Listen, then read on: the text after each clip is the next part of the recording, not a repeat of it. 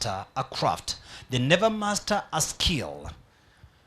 Since the beginning of times, anyone who made headways is someone who mastered an art, a craft, that they did it so well that no one else could do like them.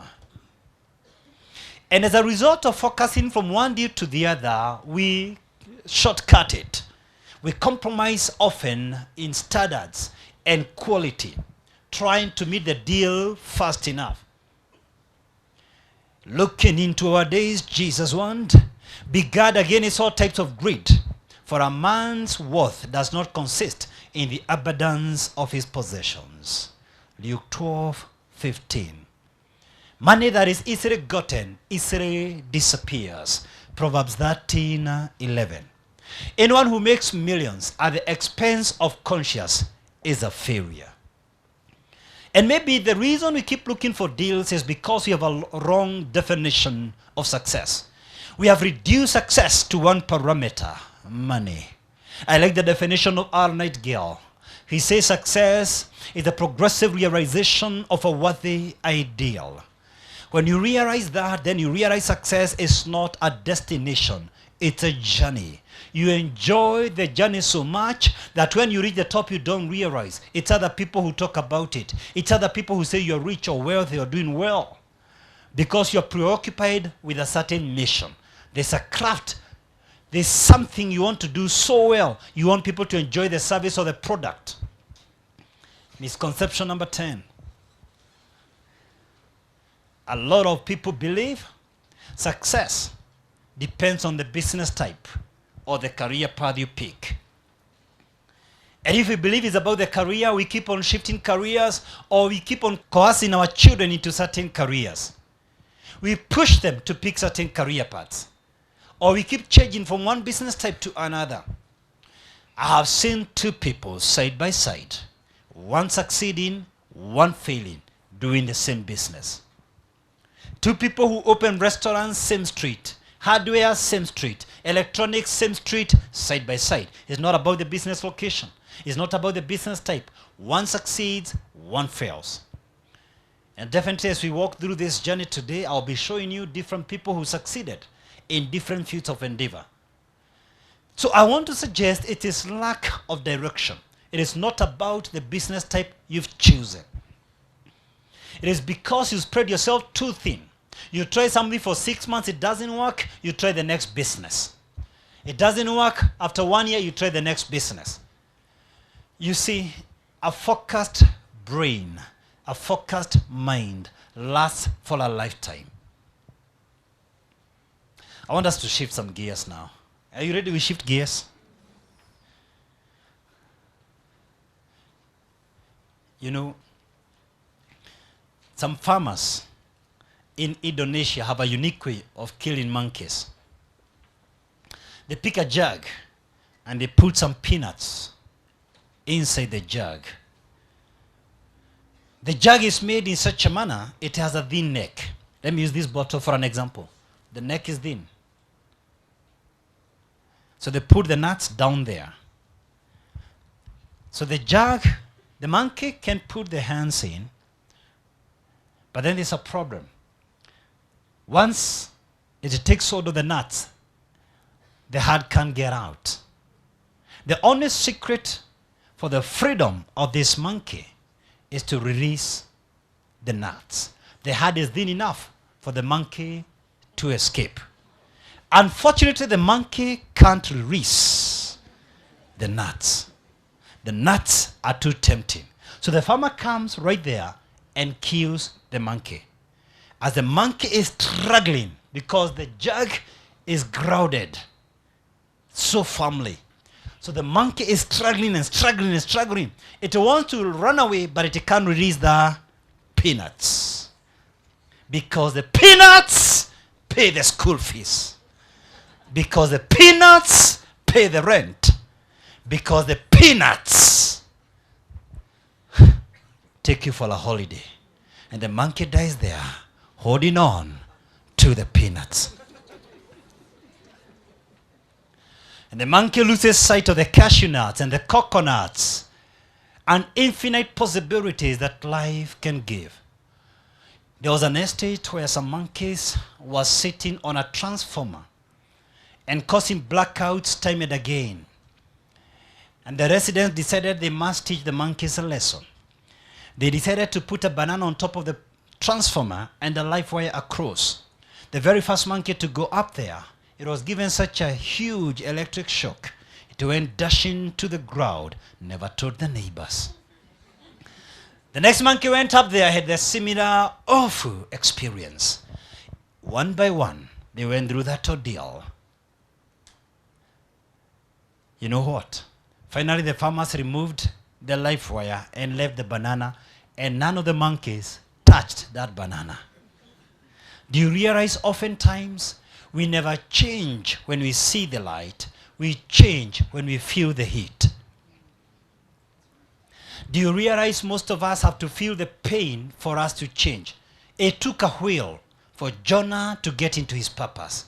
For some of you hearing my voice tonight, it will take a job loss for you to get into your purpose. For some of you listening to me here tonight, it will take your house to go on flames for you to think outside the box.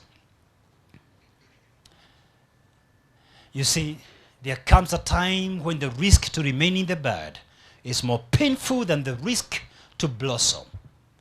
There comes a time when the risk to remain the same is more painful than the risk to change. And therefore tonight, I want to suggest a 7-step procedure for you to prison break. Step number one. Step number one, manage transition. Manage transition.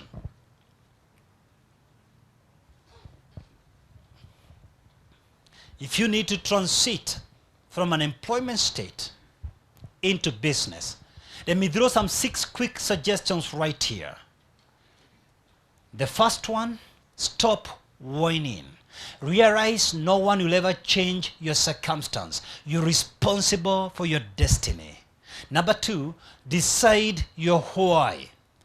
It's only when your why is so strong, you're going to weather the storms. Your why will power your aging to move to your next level. Number 3, do your transition maths. It will take approximately 18 months for you to stabilize. If you get into business expecting to be fed by that business, you are likely to fail even before you begin. That means if I were you right now, it might mean exploring possibilities of moonlighting, or going around my job to renegotiate with my employer, to work on commission basis. But I've got to be clear in my mind, it's going to take approximately 18 months to stabilize. Number 4, be the incurable learner. Leaders read, and readers are leaders. You see, a lot of people want to improve their circumstances, but they don't want to improve themselves. A lot of people have good intentions, but they are not intentional. We want to fight change, but we are doing nothing about it in terms of our personal growth and development. This is the essence of Sense on One Life Club. To equip, to mentor, to coach in life skills. And I want to suggest this. Growth is never incidental. It's a deliberately choreographed maneuver. It doesn't just happen. It is caused to happen. Step number 5, you've got to take action. Action is the bridge between thought and reality. He spent his entire life studying success in a longitudinal study. And finally, Napoleon Hill concluded the number one reason why 25,000 failures he studied, why they failed, was one word: inaction. Inaction. We call them, in where I come from, the gonna doers. They build castles in the mind. They keep on saying on the apartments they're going to put up. They keep on imagining about the ranch they're going to build. They imagine about a transport business they're going to launch. They are called the gonna doers. You've gonna take action.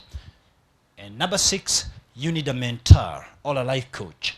Someone who can journey with you. Someone who can walk with you. You've got to be careful. Never be mentored by a loser. Have you ever realized people who are broke are very quick in offering financial advice? Just like football fans, they somehow seem to know how to kick the ball than the 11 players.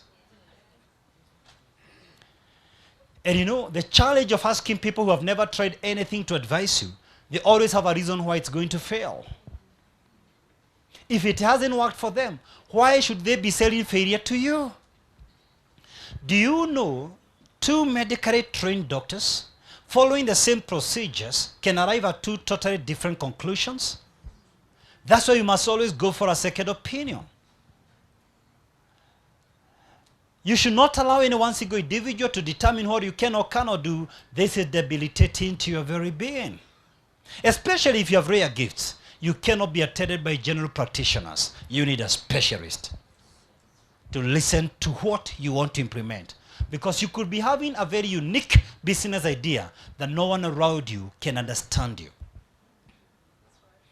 But as you transit into business, I suggest you soul search to be sure you've got the good reasons why you want to transit. Because there's some bad reasons. For instance, maybe there is someone here, the reason they want to get into business is because they hate their boss. Or they're not passionate about what they're doing. Or maybe they want to work for less hours. If that is you, you'll be in for a rude awakening. Business is not a safe landing for the sluggish and the sluggard and the slothful. It is not a safe haven for the lazy. You'll be required to work extra mile. On the road to success, there is hardly any crowd. Let me say this. If you're working for someone and you're hearing my voice, could be a bank, could be a hospital, could be a county government or the national government, could be a private company, a flower farm. Many of them are in here in Nanyuki, hotels. You are a town endowed with tourism. You could be the military in our midst. Listen, you never work for someone. You could be serving a pastor. You never work for someone. You never work for anyone. Someone else might give you the paycheck or the pay slip, but you never ever work for anyone else.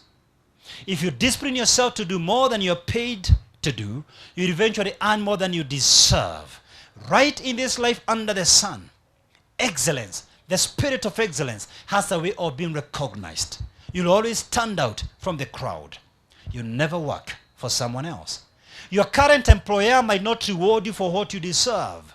But I know this from my own experience and that of many other people. If you consistently decide to do more than you're paid to do, every single assignment you have, you go the extra mile, you'll eventually earn more than you deserve. It's always greener where you water. Does that make sense? But there's some good reasons why you need to transit into business. Maybe you're here listening to my voice. You have some unique skills that you want to exercise and you have outgrown your current locus. Maybe you have seen some solutions to your customers and perhaps they're even going to follow you. Maybe you are attracted by challenges and you want to test your prowess.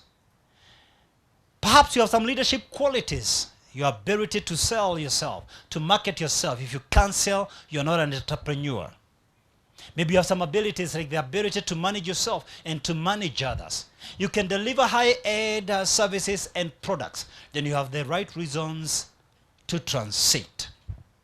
As you do that, I caution you tonight, do not burn relational bridges. You know, far too often, we build walls and we destroy fences. Your fire-breathing departure rant will not change your former boss. When you play with fire, you can't be sure what's gonna burn. And even if you don't burn, you still smell smoke. Do you realize you'd rather use your pent-up passion moving forward? It's a waste of time trying to prove that the other people are wrong. You know, giving people a piece of your mind often leaves you without your own peace of mind. And never say never, because you never know when life will humble you to come down the same bridge. And even if you don't need it, someone else in that company may need the same bridge that you're destroying. So there's no point. In any case, some of the customers you're serving in that corporate might be your first customers when you step out. Does that make sense? Step number 2. Be bold. Step out. Be bold, step out. In the year 1519, General Hernan Cortes, with 600 Spanish soldiers, took on a voyage to the Newfoundland, a huge plateau, Mexico. And on this conquest, they were conscious that over 600 years, some conquerors who were more endowed with resources and heavier machinery had miserably failed in their attempt to attack the Yucatan Peninsula. So when he finally landed in the land of the Mayans, a land that was endowed with many resources, gold and silver and Aztec jewels, he did something phenomenal that might as go down the annals of history as the epitome of brevity, the embodiment of fortitude. He told the soldiers something very unusual. Burn the boats. They got the stuff out there. The land was so vast, that was like a death wish. But with those 3 words, he destroyed the means of escape. He shattered the possibility of retreating. They reached a point of no return. A point of no return is a point at which going back is physically impossible, prohibitively expensive, or even dangerously fatal. The only way out is to move forward. I've got some water here. I'll tell you what I've observed in this country. I don't know whether this is true for Nanyuki. This is how we behave in business. We want to do some butchery, some hardware, some restaurant, some barber shop. We put some 20,000. Let's see how it's gonna boil. If it boils, I'm gonna add some 5,000. If it works, I'll add some other 10,000. Let me ask you, if I keep putting some drops and then put my water on the stove, what happens to the water? It evaporates. There's only one way to have my water with increasing temperature, is to pour all the water in the glass and put it on the stove. This idea of trying, let me see what happens to 5,000. If it works, I try 10,000. Let me tell you, every single coin you're trying will evaporate. There's nothing like trying business. You either do business or you're out of it.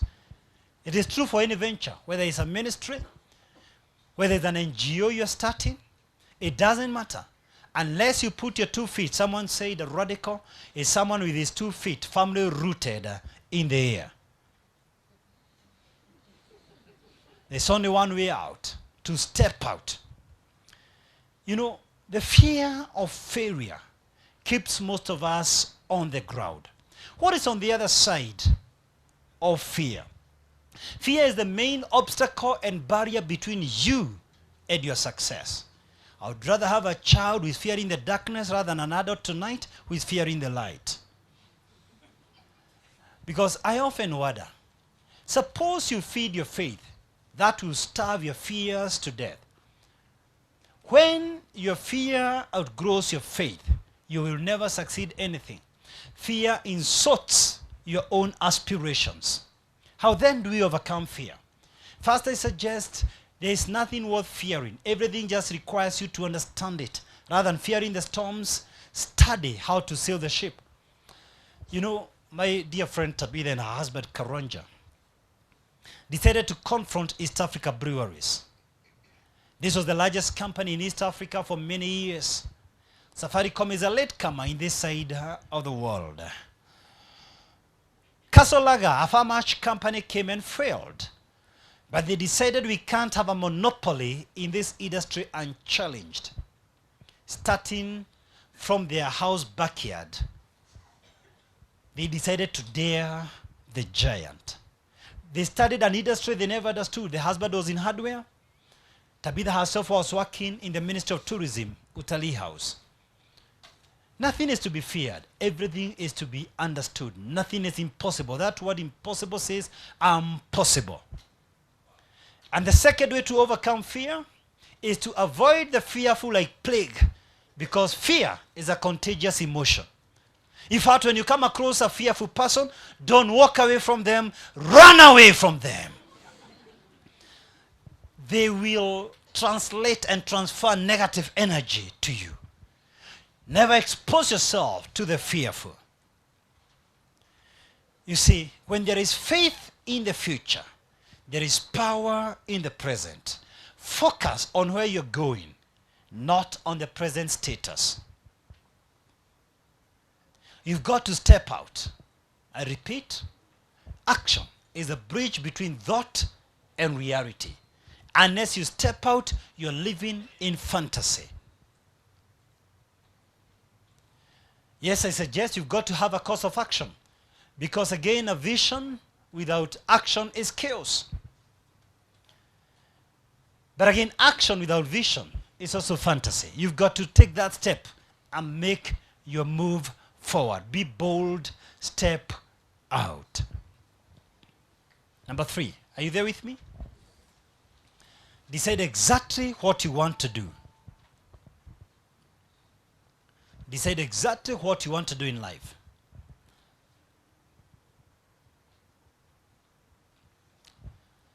Look at me, everyone. Can you see my face? I want to cut a tree. I'm holding an axe. I want to bring a tree down. I'm going to swing my axe. 1, 2, 3, 4, 5. I keep my axe down. Today is Friday. Tomorrow is Saturday. I pick my axe after sharpening it. Same tree, same spot. 1, 2, 3, 4, 5. I keep my axe down. I'm not going to swing it 15 times or 20 times or 100 times. I only swing it 5 times. I repeat on Sunday. I repeat on Monday. I repeat on Tuesday. I repeat on Wednesday. The whole week. Next week but one, I repeat on Monday. On Tuesday, please speak to me for the first time. I haven't asked you to talk to me. Speak to me for the first time right now. What will happen to the tree? The tree will? I can't hear you. One more time. The tree will? Okay, let's try the last time. The tree will? Thank you. Some trees will take 2 years to come down. Some trees will take 2 months to come down. Some trees will take 2 weeks. Maybe there's a tree that will take 2 hours. But surely as the day follows the night, the tree will come down.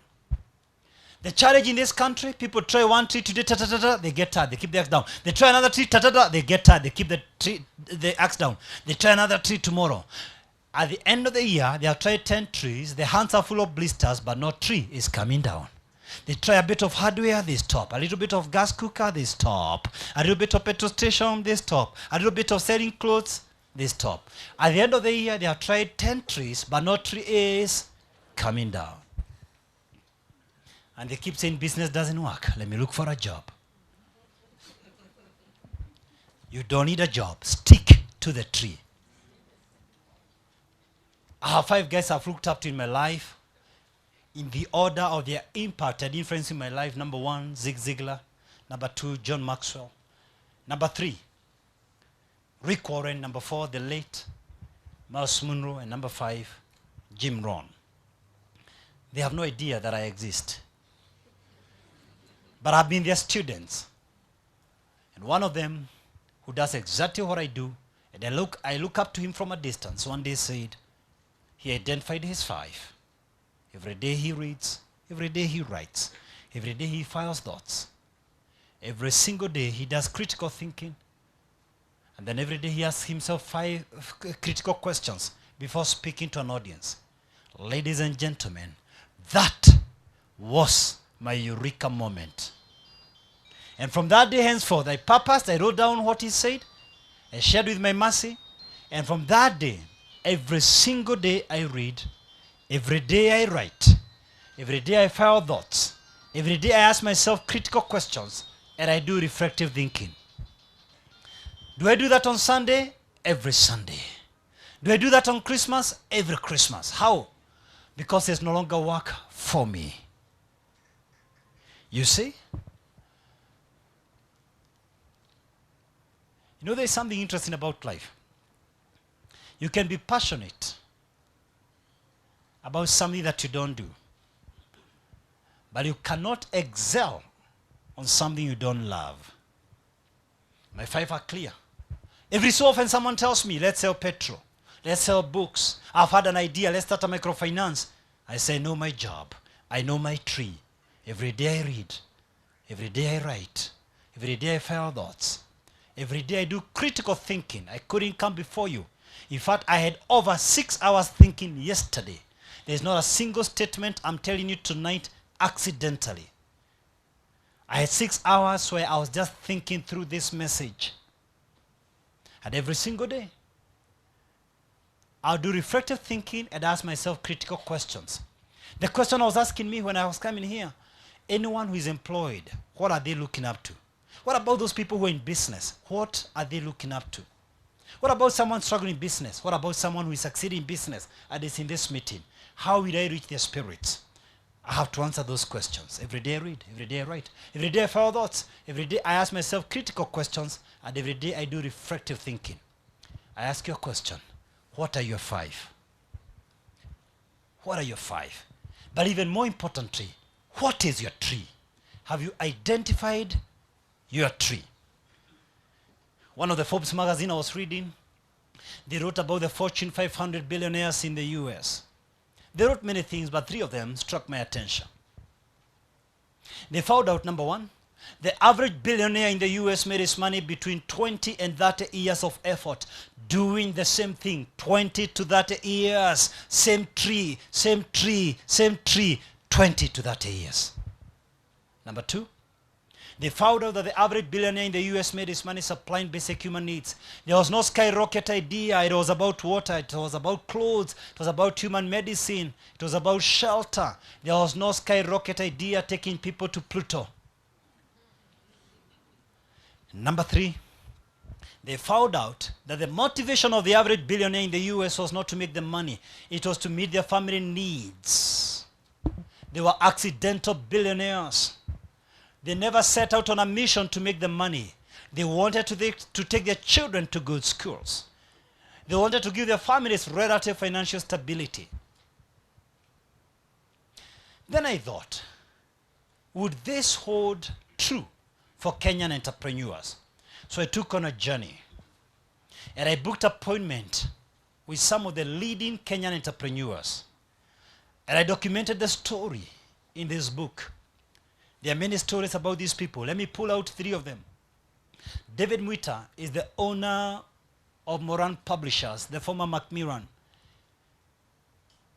He was in charge of books, a library captain in high school. When he left school, he taught for 2 years. And then finally, he joined Macmillan for 26 years. He stayed there.